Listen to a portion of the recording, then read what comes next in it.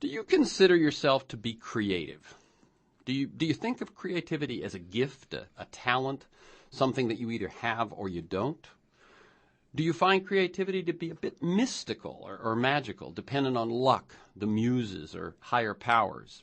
Today's guest, best-selling author JONAH LEHRER, has written a book in which he looks at the latest brain science and attempts, in his words, to collapse the layers of description separating the nerve cell from the finished symphony, the cortical circuit from the successful product.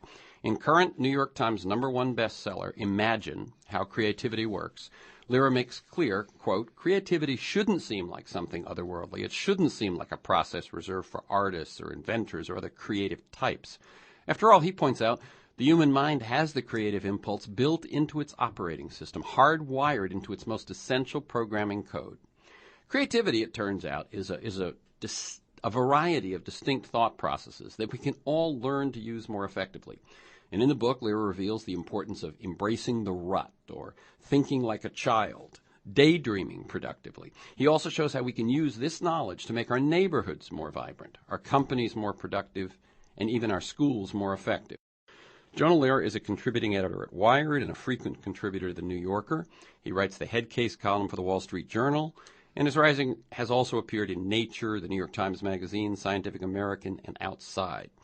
He's the author of 2 previous books, Proust Was a Neuroscientist and How We Decide. He graduated from Columbia University and attended Oxford as a Rhodes Scholar. Welcome, JONAH LEHRER. Thank you for having me. Yes, and I know it's Proust. I'd like listeners to get a feel for the people behind the work and the ideas that we talk about. So could you briefly talk a little bit about your path to the work that you do? And you can mention mentors, turning points, moments of decision. Definitely unexpected. I never really thought about being a science writer growing up. In fact, I always wanted to be a scientist. That was the narrative I carried around in my back pocket. And then as an undergrad at Columbia, I had the privilege of working in a really wonderful science lab. It was the lab of Eric Kandel, and we're trying to understand the chemistry of memory. What happens in your brain when you make a memory? What are the proteins and enzymes that allow our memories to endure and persist? It was fascinating research, and I ended up spending about 4.5 years working in the lab. And after about 4.5 years, it became clear to me that I just wasn't very good at science. That as much as I loved the ideas of science, I stunk at the manual labor of it. And that was very upsetting to me, that I excelled at experimental failure in a sense. And then after that, I was lucky enough to get a scholarship and to study in England and spent a couple years just goofing off. I figured, if I'm not good at science, maybe I should just try something completely different. So I did 20th century literature, did a year of theology and philosophy. And then after that, I realized that I still miss science. I miss spending time with scientists. I miss asking them questions. I miss the optimism of the scientific enterprise, the sense that we're accumulating facts, we're learning about our universe, the sense that, it's not just cycles of history, that there is actually tangible progress, Our phones keep on getting smaller. There is tangible, measurable progress, and that excited me. And what I loved about neuroscience in particular was the fact that everything connects to it. That if you're interested in art, you can talk about the brain. If you're interested in philosophy, it comes back to the brain. That everything we are comes back to these 3 pounds of meat inside our head. So I really saw neuroscience as both a field of the future, simply because these are where the big mysteries still remain, but also as a way to pursue my interest in other subjects as well, whether it was Proust, whether it was decision-making in economics and philosophy, or whether it was creativity, that it really does all begin inside our head. Now, what's interesting is that opportunity you found, that choice you made, wouldn't really have been nearly as possible, 20, 30, 40 years ago? In other words, when you say everything goes back to the brain, someone in your same situation a generation ago... It would have been a black box. It just would have been a black box. I mean, that's how psychologists thought of the brain for decades and decades, going back to behaviorism in the early 20th century. The brain was just a black box, and you didn't even really need to peer inside it. You could simply just, see what went in, see which information went in, and then you look at the behavior. And there's a black box in between, and it was irrelevant. But I think we have learned a lot by breaking open the black box, whether it's, fancy fMRI machines or PET scans or EEG or single electrode recording, all these tools we have of actually looking at how the meat works, how those trillion synaptic connections create human nature.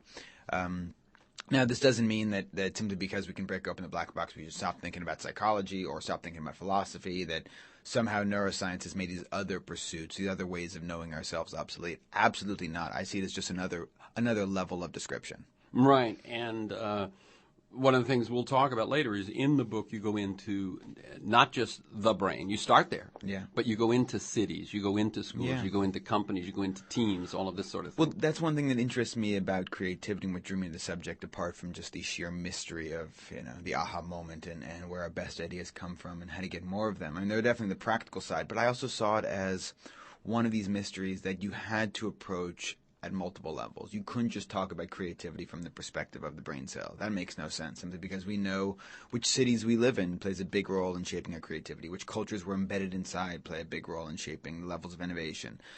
Even the color of a room can swing your creative output by a factor of 2 in either direction. So we know that context and circumstance and culture plays a huge, huge role. And that's what interests me about the subject. It's not just about the brain. It's also the environment, the situation that the brain is embedded within. You've written 3 books. How do you pick the subjects of your books, and how do they build on each other? It's an interesting question. I don't really think about them as a trifecta, really, or as a triptych. For me, it's just I'm drawn to a mystery. So it begins with this vague sense of curiosity. And for me, with creativity, it really was just the sense of, every once in a while, if we're lucky, we'll have an epiphany in the shower. We'll have one of those aha moments. And there are few things, there are few mental phenomena that strike me as quite as befuddling as one of these moments of insight, one of these aha moments. Simply because, all of a sudden the answer appears, and as soon as it appears, we know this is the answer. This is a solution we've been waiting for. It comes attached with this feeling of certainty. One of the things you talk about is how stumped, frustrated, exactly. all that, We're stuck. going down every trail. We're ready to give up, and then boom, it comes to us. And when it comes, you say, there's no double checking. No. You don't double check the math. You don't have to think it through. You know this is it. So that struck me as such a weird phenomenon, like as if the cortex is just sharing one of its secrets, that I wanted to know more about it. And so that's really where my interest in creativity began, just from that very, very childish sense of, how does this happen? This is so weird. And then the book kind of spiraled out from there. Well, tell me about the first 2 books, though, also. Proust was a neuroscientist, and How We Decide. Yeah, so Proust was a neuroscientist, grew out of, I was a grad student at Oxford and was studying 20th century literature, and thought I was done with science because I was so bad at it.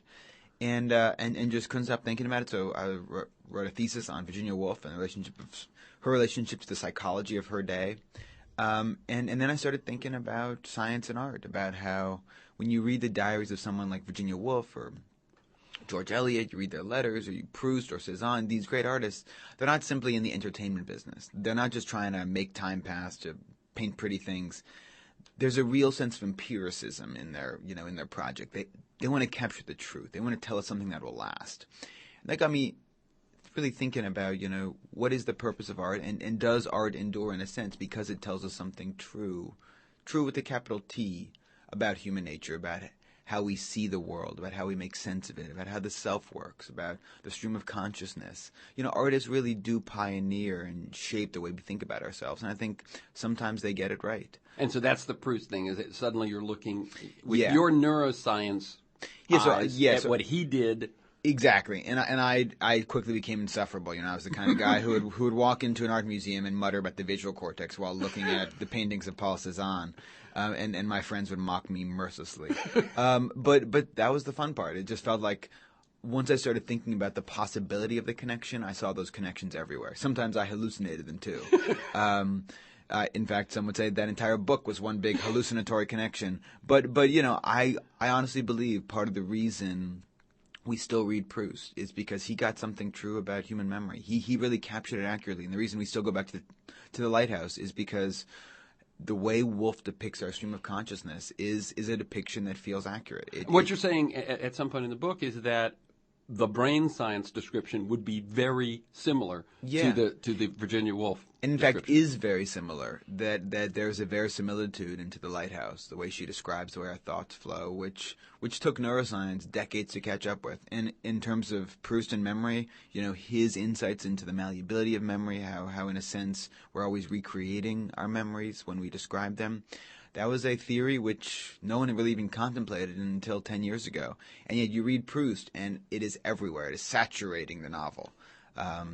So that, it's just a small sampling of I think some of the ideas that now seem so radical, seem like these crazy ideas from science. But when you go back to the art, they're often there in the art 100 and 150 years ago. I'm curious if you're familiar with Leonard Schlehn's book, Art and Physics. Yeah. No. Absolutely.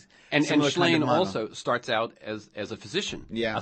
basically a scientist who Yeah. then starts writing and Yeah. sees visual art and physics. Yeah, very, very similar ideas. The theme that connects them is the sense that there are many different ways of knowing our world, that there is no single path to knowledge, and that, we need both ways of knowing. We need the methods of the artist, which tend to rely on introspection, which try to make sense of the world from this very human perspective. And we also need the scientist who wants to break things apart, who wants to make sense of reality by dissecting it into photons and electrons and neutrons and neurons and enzymes and proteins and all the rest. And both we need of them, both ways of knowing. And both of them, the scientist and the artist, need the creativity. Absolutely. That is one thing they absolutely share. And what interests me is that every once in a while these two ways of knowing converge, that they settle on similar themes, that coming from very, very different perspectives, they end up converging on the same idea. And Who Decides, which was, again, quite an influential book, I think. That really came from, this was perhaps the most practical of my books because it really grew out of my own pathological indecision. I was the kind of guy who would spend 20 minutes choosing a toothpaste in the drugstore. If I had to choose a breakfast cereal, I could waste a half an hour in the cereal aisle. And this drove me crazy. It drove my wife insane. Eventually I said, enough's enough. I got to figure out how this decision-making process works. What's going on inside my head when I struggle and fail to pick a box of Cheerios, and how can I get better at this process? So that's very much where that book came from. And, of course, decision-making was, I think, one of the first areas in which neuroscience, using, in large part, fMRI technology, brain scanning technology, really had made some very interesting discoveries that we can begin to apply to the everyday world. Now, let me tell people that's the voice of Jonah Lehrer, and I'm Terrence McNally, and we're speaking about his book, Imagine, How Creativity Works, and you can learn more about all of his books and a lot of articles and a lot of blogging that he does at several publications at Jonah Lehrer, JONAH LEHRER, JonahLehrer.com.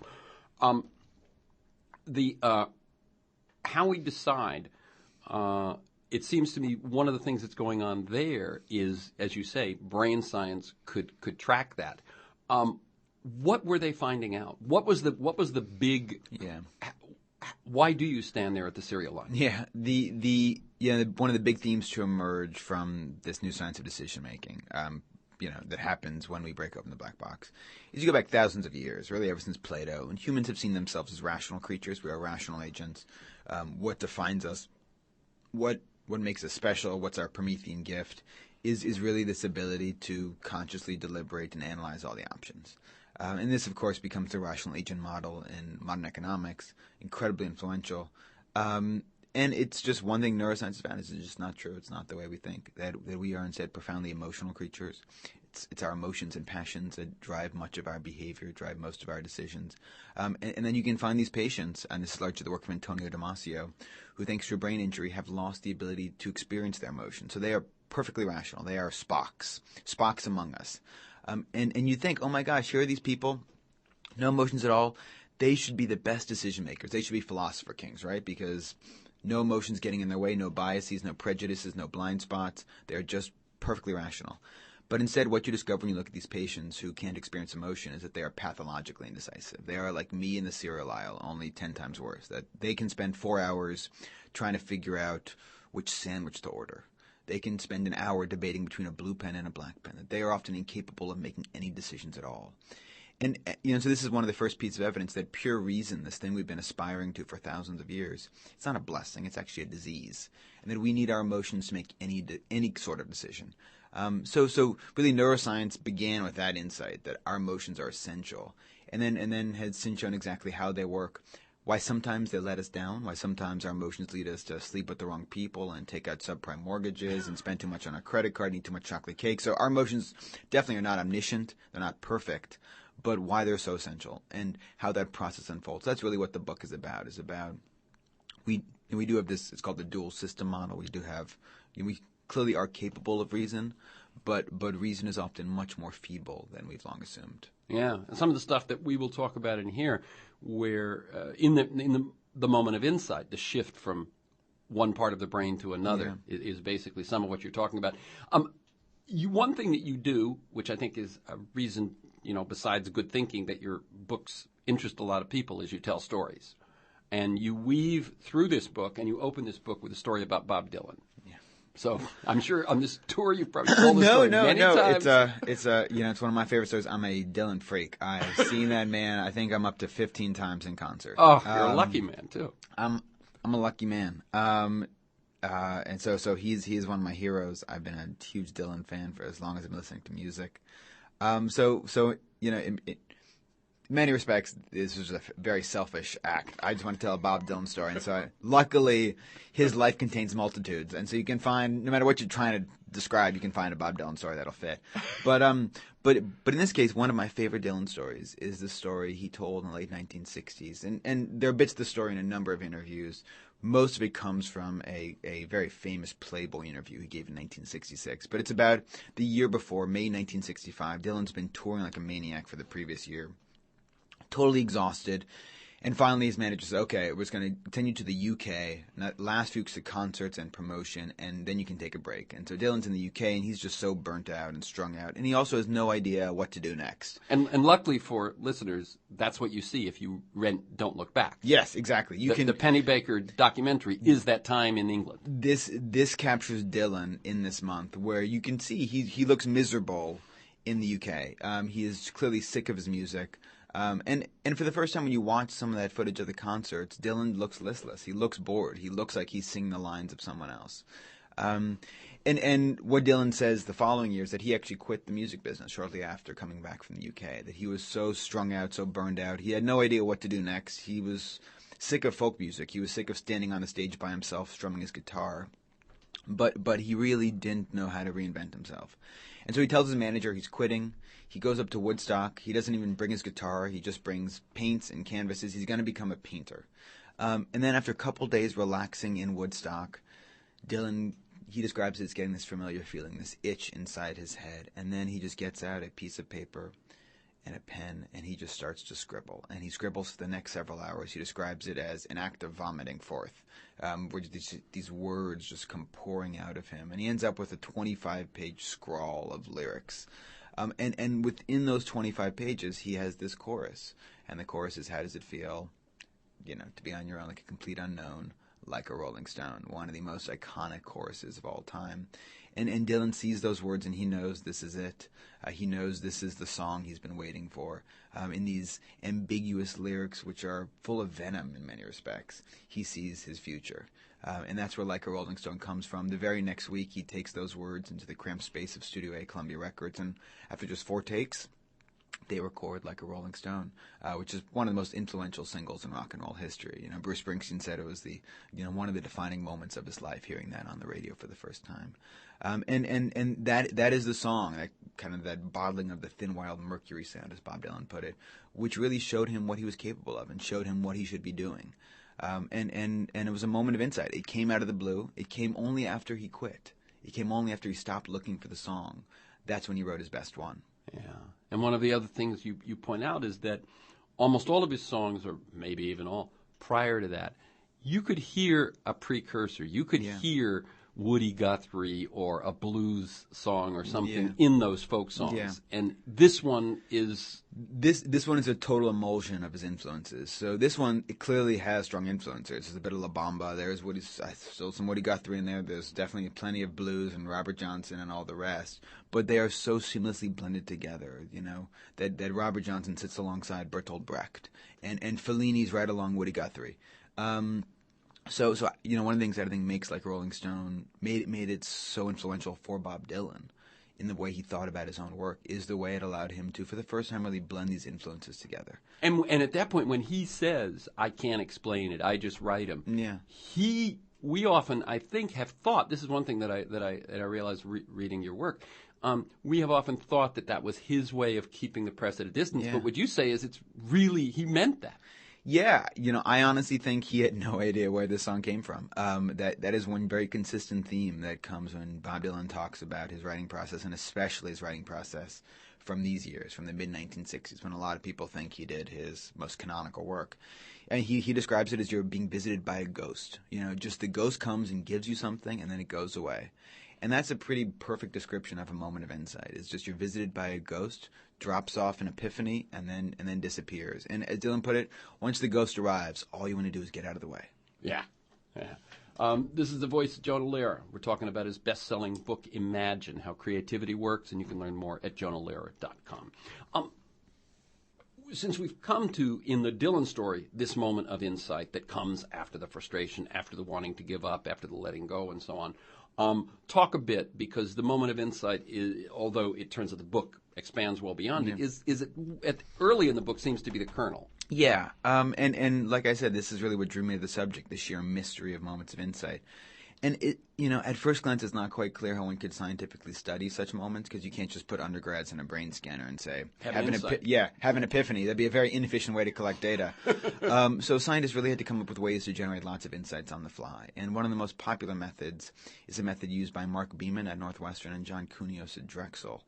And what they do is they give undergrads a set of problems called compound remote associate problems. The acronym is a bit unfortunate, CRAP. Yes. Well, that's okay to say on the radio. Yes. Or at least certainly to spell. Yes. Even George Carlin could spell that on the radio. And to the problem, they consist of 3 words, and you have to find the 4th word that forms a compound word. So a sample one is the 3 words are pine, crab, and sauce. The answer here is apple, pineapple, crab apple, applesauce. And if apple pops into your head, it almost certainly will arrive in a moment of insight. So it'll just pop into your head out of the blue, and you'll say, aha, that's it, apple. You won't have to double check it. You just know this is it. And so what Beeman and Kunios found is by giving people these kinds of problems inside a brain scanner, in the seconds before an insight appeared, there was a sharp spike in activity in a part of the brain called the anterior superior temporal gyrus, an obscure bit of cortex in the back of your right hemisphere. It's associated with stuff like the processing of jokes and the interpretation of metaphors. Which makes very good sense, right? Which makes very good sense because it's also involved the connecting of remote associations. So it involves the bringing together of ideas and words and associations that seem utterly unconnected. That seem to have nothing in common, and yet this brain area is able to find that thin thread that binds them together. So it begins to make sense why this brain area would seem to be involved in moments of insight. They also found that it's possible to predict up to 8 seconds in advance whether or not someone's going to have a moment of insight. Now that's pretty crazy, isn't it? Yeah, it's very spooky. So they could look at your EEG waves. This they actually found by using EEG. I'm taking one of these tests. I'm trying to think of the answer. And you got electrodes all over your head, and they're measuring the waves of electricity pouring out of your cortex. And they could look at your EEG waves, and they could say, sorry, buddy, you are wasting your time. You should just go home. Or they could say, in about 7.5 seconds, there's a pretty good chance you may have an epiphany. What they're looking for is something called alpha waves. Alpha waves, like most things in the brain, remain pretty mysterious, but they are closely associated with states of relaxation. So, taking a walk on the beach, taking a nap on your couch, watching your favorite TV show, taking a hot shower, playing ping pong, whatever it is that puts you at ease. For me, these days, I really have noticed that I process when I'm dealing with a problem when I'm walking my dog. Yeah. Yeah, for me, I love hiking in the hills. Showers are a pretty good moment for me, too. Lying in bed at 6 in the morning when I don't really want to be awake. The almost awake, almost asleep. Yeah, that kind of liminal space between wakefulness and sleep. Very, very good space. So everyone's got their own their own favorite space where they just forget about work, where they forget about those problems that they can't solve. And the irony, of course, the perverse irony, is that's when we're most likely to solve them. And why is that? Well, it's when we're not relaxed, when we're really focused, when we've juiced on caffeine, our attention's out in the world. We are fixated on pine, crab, and sauce, on the problem itself, and probably a wrong answer associated with that problem. And what you say is we get fixated on a wrong answer. We start looking at a wrong answer from every angle. Exactly. We get stuck on it. So a common wrong answer for pine, crab, and sauce is tree. And so people, for instance, will just be stuck on tree and they can't get past it. And it's not until you're in the shower shampooing your hair that you're able to turn the spotlight of attention inwards. And that's when at long last you hear that quiet voice coming from the anterior superior temporal gyrus, or somewhere in the back of your right hemisphere, saying, apple. The answer is apple. Maybe that voice has been there for hours or days But there was too much weeks. Too much stuff going on in front of it. Yeah, but you just didn't take a moment to listen. So what makes relaxation so valuable is we take a moment to listen. We turn that spotlight of attention inwards. Okay. And one thing you write about is daydreaming. Yeah. So what is daydreaming? Daydreaming is something we do when we're bored. People are bored a lot. And, by the way, the test for daydreaming was, right? Tolstoy. They have them read boring pages. Boring pages of Tolstoy. It turns out there's no shortage of them. And within seconds, no. It's amazing. Look at the eye tracking data. So they actually use eye tracking to see when people start to daydream because they actually read in a different way. And, one sentence in a Tolstoy, people are daydreaming machines. It's poor Tolstoy. He's become a punchline for psychologists. Yeah. But so what they find is that people who daydream more score higher on tests of creativity. And that's because daydreaming is this very rich mental state that it's something we lapse into when we're bored. But it really is about letting the mind wander, turning that spotlight on ourselves. And your brain consumes tons of energy while daydreaming. In fact, some studies suggest... That was one of the big questions, right? They said, what's going on? Yeah. They seem to be we think they're doing nothing in terms of what they're putting out, and yet it's using... Why would we evolve to use that much energy doing nothing? Absolutely. It was a long-standing mystery, especially because I think we've got this prejudice against daydreaming. It's one of the first lessons you learn in school, right? Stop staring at the window. Stop daydreaming. Focus. Look at the blackboard. And yet psychologists had discovered that daydreaming consumes lots of mental energy. And so it was this paradox. Here's this useless mental state in theory, but yet we're always doing it and it consumes tons of energy. So what's going on? And that's when people realize that daydreaming is actually a way to explore counterfactuals, to make new connections. We are mashing up seemingly unrelated ideas. It's actually a very rich source of creative insights. And that's why people who do it more are better at various tests of creativity. And similar to what we do when we're night dreaming. Yes. It's not quite as intense, but they share certain themes. Night dreaming is its own very strange process. You could do a whole book on that. Stories. Yes, there are volumes to be written on night dreaming. So daydreams, we don't have the same sense of narrative. We're not fully dissolved. We still have one foothold in consciousness, which seems to be part of the advantage of daydreaming too, in terms of... And you point out that not everyone who daydreams is more creative, that it depends what you do with the daydreams. Exactly. So the people who really score off the charts on these tests of creativity, they're not just the constant daydreamers. They're the people who notice when they're daydreaming. So they seem to have one foot in the real world, even as they let their mind go down these rabbit holes. Yeah, very interesting. But what I was going to say about the similarity to night dreaming and daydreaming is this point that for some reason, we've evolved to process connections in a sort of a more passive way. Why? And do other animals do that as well? Nobody really knows. The assumption is that these are pretty ancient circuits. So people have actually found it's called the default network. That is what we do when we daydream and mind wander. That is a circuitry we rely upon. And people have found the default network in rats, in rodents. So this seems to be a pretty ancient part of the brain, but obviously we can't ask rats what they dreamt last night. They don't sit on the couch for talk therapy. Right. They can't decompose their daydreams. So it's tough to know for sure, but the assumption is that at the very least we share the circuitry that makes these things possible. And again, evolutionarily, why would that have emerged? That we would, I think you say it happens is that we go into a different part of our brain, a different way of thinking, and we make connections to things that are already there.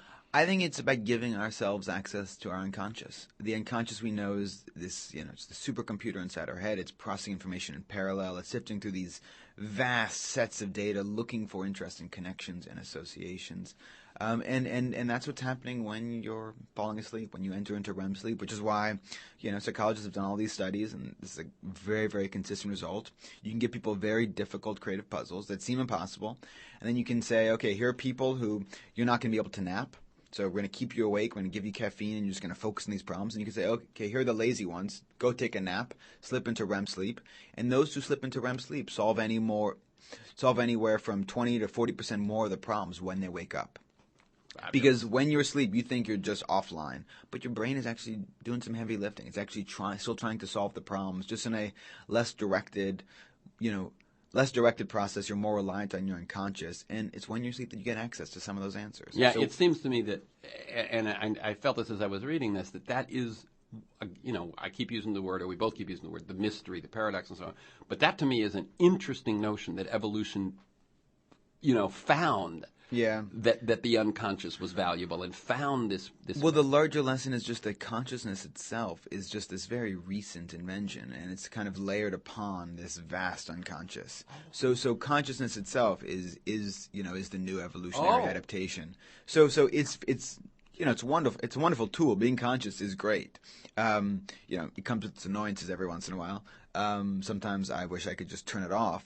But evolution had invested millions and millions of years in refining this unconscious, which allows us to, do stuff that, you can't make a robot that can catch a ball with the same effortlessness, efficiency of a 4-year-old. That's unconscious at work. We don't have to consciously figure out the, trigonometric path of the ball. We just reach out and catch it. And the unconscious does those calculations automatically, and the same thing applies to all sorts of aspects of our lives. And those things that we do with the unconscious, driving a car, riding a bike, catching a ball, if we try to think about them, you'll choke. That's right. You'll ruin it. You know David Eagleman's book Incognito? Yeah. I interviewed him a couple of weeks ago, and his whole book is exactly that. Yeah. No. He's a friend. He's a great writer and scientist, and I thought he did a wonderful job in Incognito, really just showing that the unconsciousness is in charge, Yeah. The old Platonic model of you got the rational charioteer, the conscious charioteer, and these two wild horses, the unconscious, our emotions. It's actually a little backwards. That really the conscious mind is the rider, and he's riding an elephant. Good luck controlling that elephant. Yeah, I love that image. Couple of just things that were sort of fun, and that were seemingly contradictory. I love that. Just so much of that seems to be happening. But if you show someone a clip of Robin Williams doing stand-up for 5 minutes, they'll solve 20% more compound remote, those word association things. Yeah, this gets back to the virtues of relaxation. When you're in a positive mood, you're more relaxed. You think in more diffuse manner. And that's what Robin Williams stand-up puts us in. It puts us in that relaxed, happy mindset. And so as a result, when you give people subsequent word problems, even though it's a 5-minute clip, not long at all, they're going to solve a lot more of those problems. That's interesting. Also, his mind, it's interesting that it's Robin Williams because his mind is like that. Very associative, very quick. And this is Robin Williams in his most manic phase. Right, in the random this is the connections. late 80s where he's just bouncing off walls. Yeah. But the other thing you point out is that when people get sad, depressed, melancholy, that has value as well. Yeah, so far we've really been talking about moments of insight, these sudden epiphanies. And when you talk to creative people, they'll often begin by describing their big epiphanies, those aha moments that came in the shower or while walking the dog. But then they'll talk about all the hard work that came after. How even after you have the epiphany, you still have to edit it. You still got to go through revisions and drafts and iterations. And that's not fun, but it's necessary. You got to make that new idea and you got to make it perfect. And that's where the hard work comes in. And it's in the second phase of creativity, the editing phase, we'll call it, the unconcealing phase. That's where being sad actually seems to help. That people who are sad are better able to focus. They're more vigilant. They're more attentive. They're more persistent. And so you can prime people to feel sad in a psychology lab, and this takes about 5 minutes. You show them a short video about death and cancer instead of showing videos of Robin Williams. And what you find is that they're better prose stylists. They're better at copy editing. They're better at refining their sentences. They're better at making collages because they'll stick longer with the collage. So you can have an independent panel of judges who will say, yep, the sad people, their collages are always better. So sadness has virtues too, simply because there are these two very distinct phases of creativity. There's the moment of insight, and then there's the editing that comes after. You want to be happy for the moments of insight, happy and relaxed, where you're not thinking about work. But then for the editing phase, you want to be thinking about work. You want to be attentive. You want to be well caffeinated. You want to be chained to your desk. You want to be a little sad too. Yeah, I when I'm not on the radio, I work with organizations on communications and things like this, and a lot of times it has to do with creativity. Yeah. And what I have often said, and I'm not sure if I saw this exactly, but I think it sets up. I often have said that creativity, like so many things in nature, like the breath, like the pumping of the heart, like the tides, goes through an expansion and a contraction phase. Yeah. Is that kind of what exactly right? Perfectly said. It's goes through the expansion when we have the epiphany, and then the contraction where we have to edit, because parts of that epiphany aren't going to work in the real world after all. And even Bob Dylan had to refine the lyrics of Like Rolling Stone, and he vomited forth 25 pages, and within that he got 5 awesome stanzas. But that meant there was a lot of words he didn't use. And you talk about I don't think we've done quite enough with the right and left, and the one that's sorting out, the left sorting out, and the right making the connections. Yeah, so there definitely is this pop cliche. And I'm talking about the brain. Yeah, there definitely is this pop cliche about, the right hemisphere is the artist inside the head, the left hemisphere is analytical, rational. And that's a oversimplification of the way hemispheres work, but they definitely have different tendencies. What science has learned is that our hemispheres process all the information coming into our head simultaneously, and they're processed in 2 different ways. So your brain basically does double the work. And that's because there's virtue to seeing the world from these different perspectives. So the right hemisphere is more about seeing the whole forest, seeing the connection, seeing the associations. And go back, if you would, to the moment when, we talked about how they used to think the brain was a black box and pretty useless of studying. Then it turned out they said, okay, the left side's worth studying, but not the right. That's in large part because when you study people with left hemisphere damage after a stroke or a lesion, their damage is very obvious. They often have severe memory problems, severe language problems. They often can't express themselves. So it's very obvious what's gone wrong with them. When people suffer right hemisphere deficits, it's often much more subtle. They'll often no longer be able to understand jokes or metaphors. They won't have as many moments of insight. But this is stuff that at first glance you don't notice. It's easier to brush aside. They look functional. Exactly. They can talk perfectly. They can have normal conversations. So what? They can't understand poetry. So it was very easy to ignore. And so for decades, scientists saw the right hemisphere as a mostly useless chunk of tissue, and they didn't quite understand what it did. But it does seem to play a very big role in helping us see the forest, while the left hemisphere is more granular, more detail-oriented, more analytical, more interested in each individual tree. And is there something about people who are able to either hold both open or track back and forth more easily or something? I think it's about, when you look at creative people, obviously without referring to neuroscience for the most part, they have an intuitive understanding that creativity has these swings, that it's got a expansionary phase, as you put it, and a contraction phase. And so they're able to really modulate, I think, their work habits and their moods and how they think about thinking to fit the task at hand. So sometimes they know, okay, I'm stuck, I'm going to go take a long walk. There's this great Einstein line that creativity is the residue of wasted time. So I think, there's a genius who knew that sometimes when you're stuck on a problem, go waste some time, go take a walk, go for a sail. He loves sailing. Go daydream. And then they also know that sometimes you got to put in the work. Sometimes you got that lead on the idea. You're hunting for it. You can feel yourself getting closer.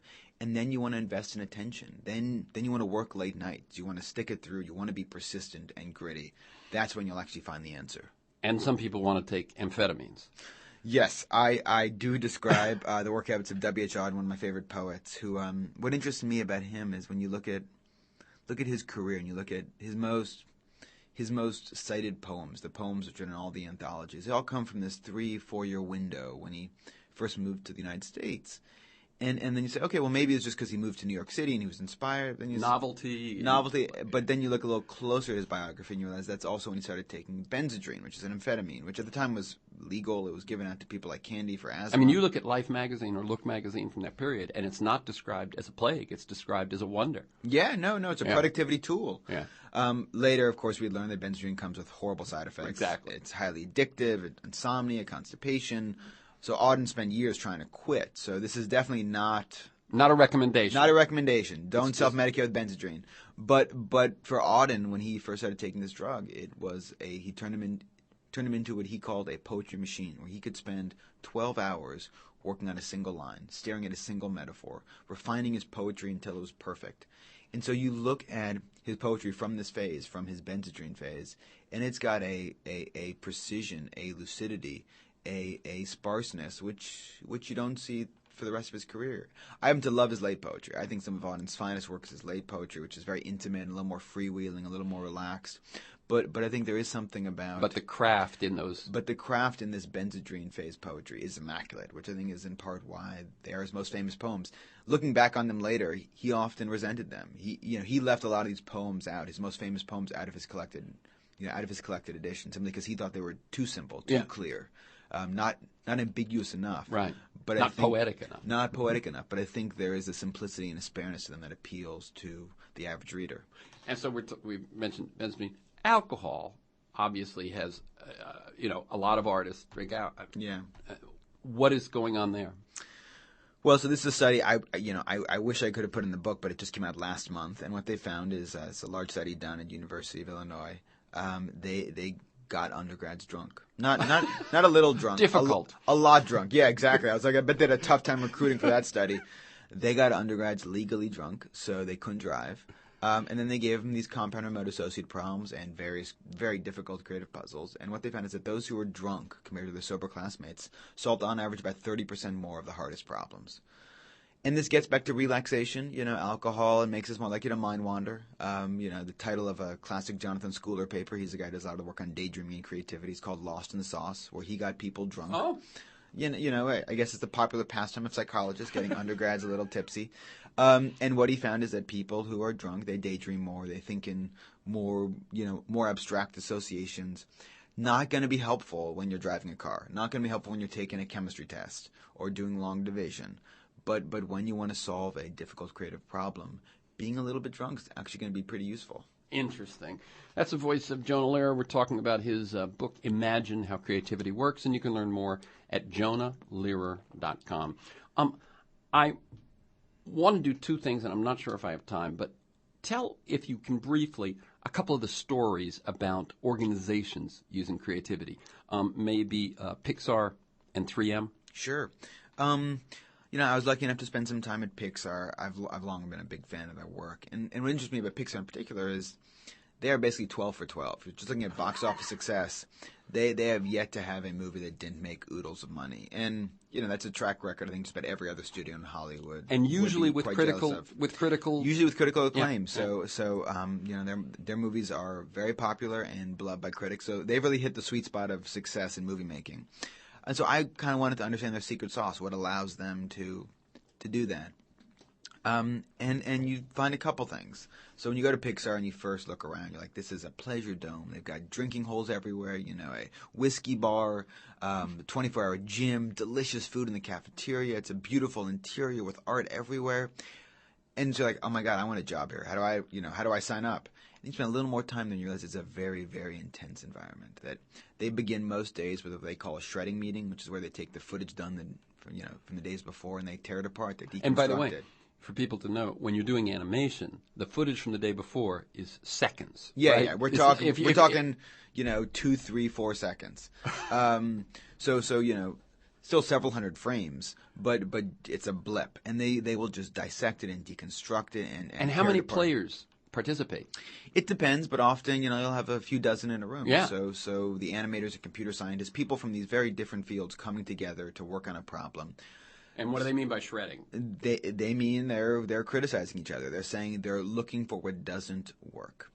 And then they want to fix it together. So the assumption being that if you go through that kind of iterative process for 4.5, maybe 5 years, at the end of it you'll have a pretty good 90-minute cartoon. But it's very harsh. It is not, it's the opposite of a conventional brainstorm. And I was going to say, let's talk about that. Brainstorming is, the most widely implemented creativity technique in the world. And the very first rule of brainstorming is don't criticize. Right? The assumption being that if there's criticism in the room, the imagination will just shut down. It'll be intimidated. But Pixar does the exact opposite. I think that's the secret of their success. There's this, my favorite quotes in the book comes from Lee Unkrich, who's the director of Toy Story 3 and is on the Pixar Brain Trust.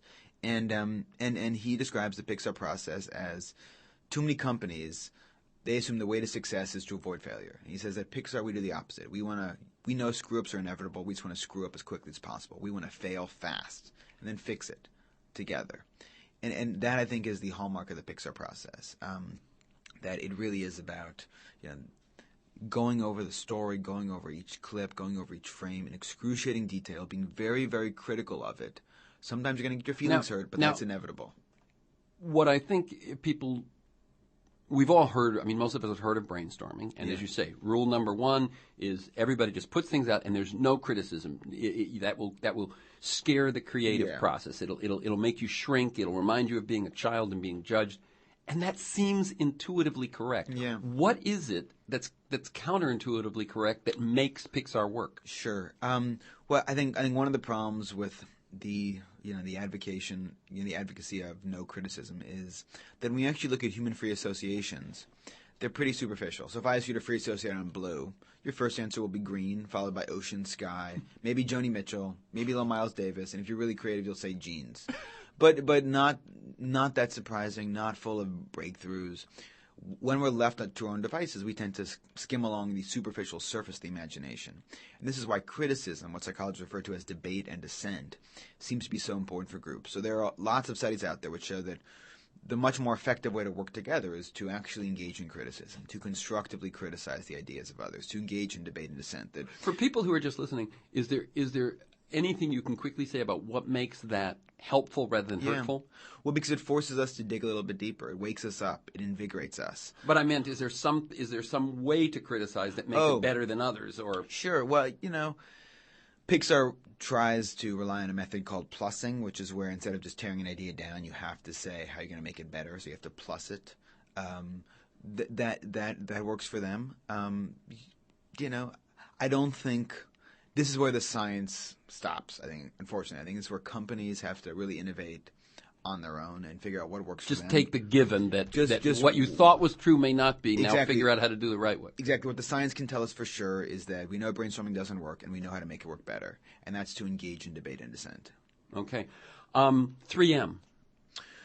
The most amazing thing you said about 3M, which I can't do, I can't go examine it, but you said 3M has 50,000 employees and 50,000 products. Yeah, and that's a real testament to the fact that they've been an innovation powerhouse for 60 plus years. They are not a flash in the pan. They've invented Scotch tape and masking tape and Post-it notes, but they also make the glue that holds your smartphone together. They also have helped solve the battery problem for laptops and reduce the electricity usage of LCD televisions by 40%. So they are in drug delivery, every big product category you can think of. So what are the hallmarks of the way they do it? I think if there's one theme you can pick out from 3M, it's the importance of what they call horizontal interactions, which is getting people in different domains working on different problems to interact and collaborate. So they do this by holding science fairs where all their scientists come together and present their research. They do this they have forced rotations of engineers. So if you've been working on tape for 5 years, they may move you to drug delivery. They may move you to battery problems and laptops. They may move you to something which seems completely unrelated, but what they want you to do is to take all your knowledge, take all your solutions, and apply it to a new domain, a new field, to create those kinds of cross-cutting analogies. So those are some of the techniques they use to really foster those horizontal interactions. They also pioneered a innovation I think many people associate with Google called 15% time, the bootlegging hour, which is they give every scientist 15% of their workday to just do whatever they want, to work on their own hobby problems, pursue their own side projects. Take a nap if they wish. Take a nap. And, the real payoff here is what 3M refers to as attentional freedom. What they want to do is send a message to their scientists is, look, we trust you. We think you're smart. That's why we hired you. We're not going to try to micromanage your brain. If you want to take a nap, take a nap. If you want to go for a walk, take a walk. Go waste some time. Or if you want to chug caffeine and sit at your desk, great. That works too. All we care about is the results, is the answers. We're not going to get in your way on the way there. We've got about 5 minutes left, JONAH Lehrer, and we're talking about his book, Imagine How Creativity Works. We started with the brain. We now have been talking about companies and teams. You actually end up talking about cities and eras and education. What we've sort of already talked about what an individual can take from this to help them be creative. But what can we do as a society or as a school system and those sorts of things? The last chapter of the book is, I kind of use Shakespeare as a case study. And I'm particularly interested in what sociologists refer to as ages of excess genius, which are these sudden flourishings of talent. Think ancient Athens, think Renaissance Florence, think Elizabethan England, where you don't just get William Shakespeare. He's living in the same city at the same time with John Donne and Francis Bacon and Christopher Marlowe, and you go down the list, and it is just one genius after another, people who basically invented English literature, and yet they all live in the same zip code, essentially. It's quite befuddling. Yeah. And so I was interested in, well, how does that happen? What allows that to happen? I think there are trends and recurring patterns you see in all these ages of excess genius. So you see an expansion of education. So William Shakespeare's father was a glover, signed his name with a mark. He was probably illiterate. And yet William Shakespeare was given a lesson in Latin starting at the age of 8. Simply because there was educational reform, especially in Stratford. So his teacher was a former student at Oxford. Christopher Marlowe got a full scholarship to Cambridge. So you see the pool of human capital expand, where all of a sudden you're able to cultivate talent among people who before would have become a glover, maybe never would have learned to read, and now they can write Hamlet.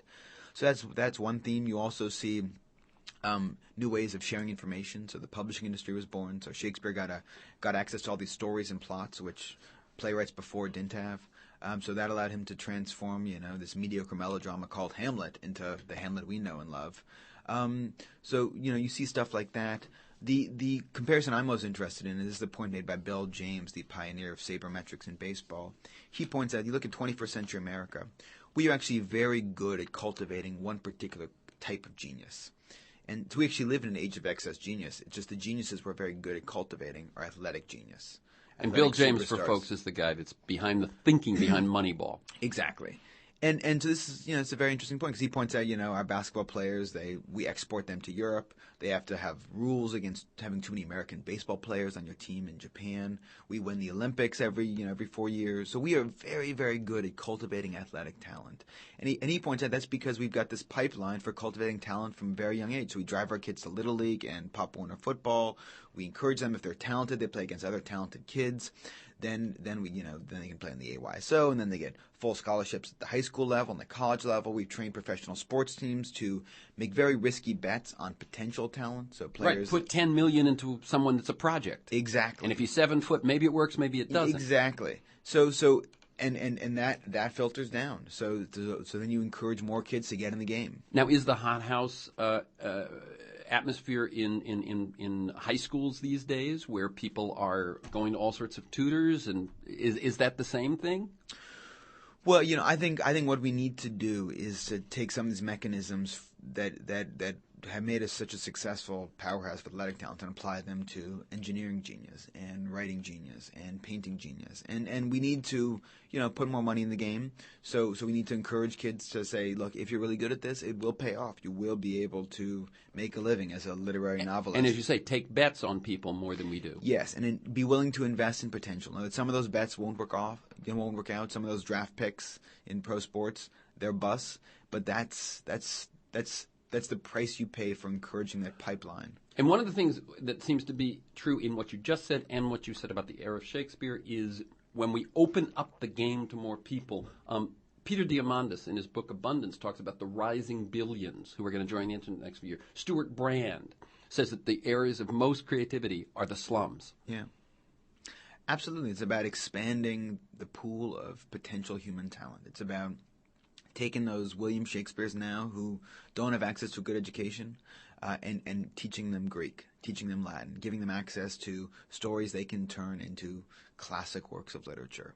It's about, giving people access to these tools, exposing them to passions, things they may fall in love with. So it absolutely is about expanding the playing field.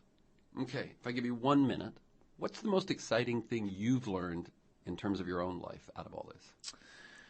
For me, it's really the link between our social network and our creativity. So this is, what inspired me is the study done by Martin Ruff, a sociologist out of Princeton, he was tracking 766 graduates of Stanford Business School, looking at who went on to become entrepreneurs, and trying to figure out how their social network was related to their levels of innovation. He looked at, number of patents, number of trademarks, how much money they made from those patents, stuff like that. What he found is that entrepreneurs with a more diverse social network. So people who didn't just spend time with people who were just like them, but instead sought out all sorts of connections, that they were 3 times more innovative than those who had more predictable social networks. So this has really inspired me to, when you're sitting on a plane, strike up a conversation with the guy sitting next to you. When you're, at a conference, make small talk with all sorts of different people. So don't shy away from those incidental conversations, because it turns out they add up. That is often where our best ideas come from. Steve Jobs has this great line. He said, creativity is just connecting things. Well, most of those connections come from other people. Very good. That's the voice of Jonah Lehrer. The book is Imagine How Creativity Works. His website is Jonah Lehrer, JONAHLEHRER.com. You can listen to this week's conversation and many others anytime during the week by linking to the podcast. You can also have it signed up to have it delivered to you weekly. You can do that at my website and at iTunes. My website is terrencemcnally.net, TERRENCEMCNALLY, terrencemcnally.net, or aworldthatjustmightwork.com. They're the same website. If you want to receive my weekly email announcement of upcoming guests and issues, where I tell you who's going to be on, what we're going to talk about, and probably 2 or 3 articles, sign up at my site or email me at temcnally, TEMCNALLY @mac.com, TEMcnally @mac.com. And finally, thank you to Jonah Lehrer. Keep up the good work. Thank you.